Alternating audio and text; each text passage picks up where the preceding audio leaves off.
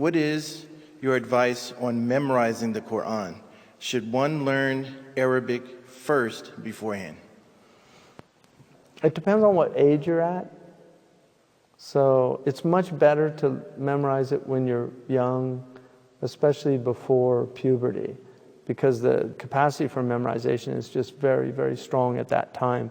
So as you get older, it gets more difficult. And because I became Muslim, I was already an adult.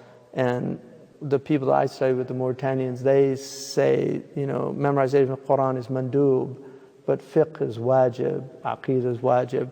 And so they prioritize fiqh and aqeedah over memorization. So, I would say that learning Arabic to learn the deen is very important. A lot of people memorize it and don't understand it. Whereas, alhamdulillah, if you understand it, it's a great blessing to understand it. It's a great blessing to memorize it, undeniably. But if you had to choose, Marabt al-Hajj, one of the very first things that he told me when I was in Tuamirat, he said about hifz, he said, "Hifdhu shatrain khayrun min qira'ati wa qarain." Like, to memorize 2 lines is better than to reading 2 camel loads. And then he said, وَفَهْمُ شَطْرَيْن خَيْرٌ مِّنْ حِفْظِ وَقْرَيْن. But to understand 2 lines is better than to memorize 2 camel loads of knowledge.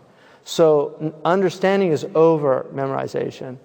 And one of the things that the Prophet ﷺ said about the earlier people, he said, أَنْتُمْ فِي زَمَانٍ قَلِيلٌ قُرَّاءُهُ كَثِيرٌ فُقَهَاؤُهُ تحافظون على حدوده وتضيعون حروفه وسيأتي على أمتي زمان كثير قراءه قليل فقهاؤه يحافظون على حروفه ويضيعون أحكامه.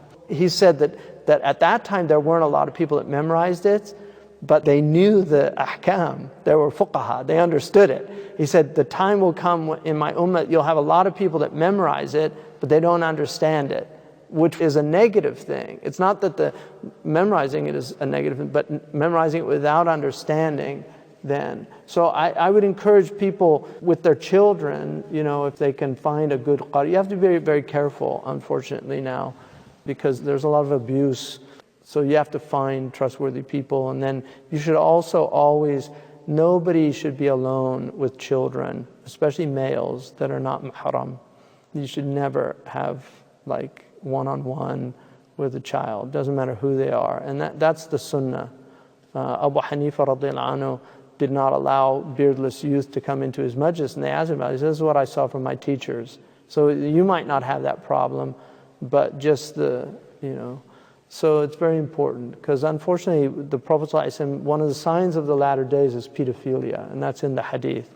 The Prophet said, "Yushtahal ghulam." He said people will desire boys, children.